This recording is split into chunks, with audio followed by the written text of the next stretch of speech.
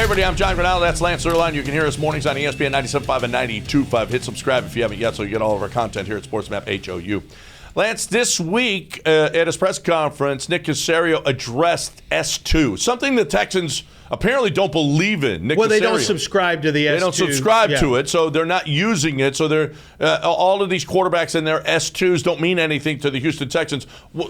You brought S2 to the table for us on the morning show. What exactly is it? So S2 is a cognition test. It was the S2 test is something that the group S2, their cognition test, Brandon Alley's one of the co-creators. A couple of guys who were former Division I athletes, they became neuroscientists, and they just wanted to continue their career, went back and got masters.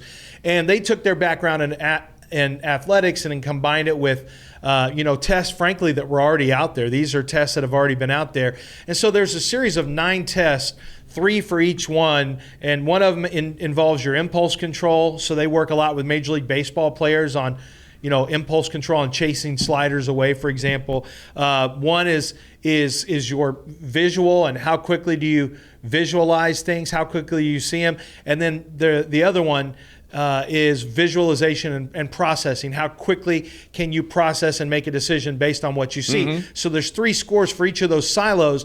And what it does is give you a look at how quickly the processing and cognizant, neurocognizance or whatever works. And there are some teams who believe that this is kind of the secret sauce for quarterbacks, that it shows you a way beside working with just watching film of how quickly different quarterbacks and other position players are going to be able to process. Same thing with hitters in baseball. And so there are some teams, I think 14 teams subscribe to it. The Texans, I believe, are not one.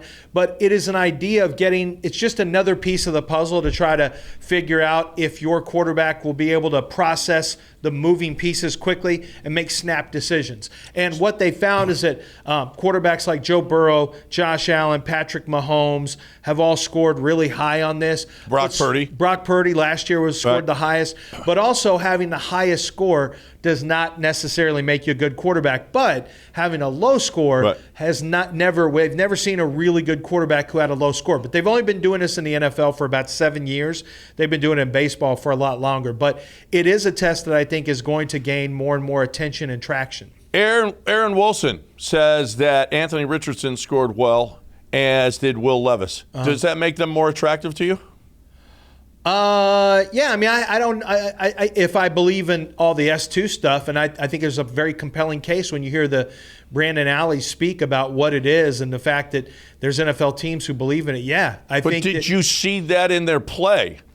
Well, my issues some of it. That's a great question, actually. I think Will Levis's issues are being able to recognize pressure around him and then being able to make decisions under duress. That is a different thing. Making a good pressure when you are under duress is something that you can't simulate on a virtual simulator or whatever the test may be on a computer.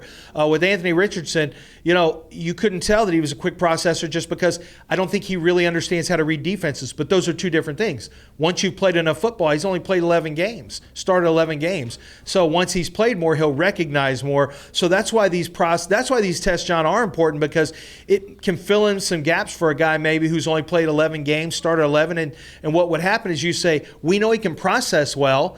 He's taken a test, and we believe in these tests. We just haven't seen it as much on the field because he hasn't learned the position yet, and he hasn't played enough football. Do you feel like the S2 is going to take the Wonderlick's place altogether? I think it already has for a lot of people. Okay, because but it's not an intelligence test. Yeah. It's a quickness of processing. A read and reaction processing. Yeah. Okay, the Texans aren't using it. Do you feel like every team should?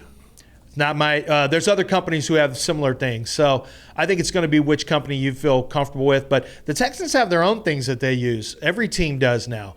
So it's not. Everyone seems to have this belief that NFL teams are these Neanderthal things. They're organizations so far behind basketball and baseball. In some regards they have been, but there's a lot of teams who are top of the line when it comes to technology, data analysis, neurocognizance, and things like that. So the Texans have their own. They're not using S2 necessarily, but I do think that process of of measuring the quickness of processing for cornerbacks, linebackers, offensive linemen across the board. It's just one more piece of the puzzle that you can add in when it comes to the processing, the evaluation process of a player. But I do not think it's the entire piece. You have to watch tape. You have to meet the people. You have to get a feel for who they are as well.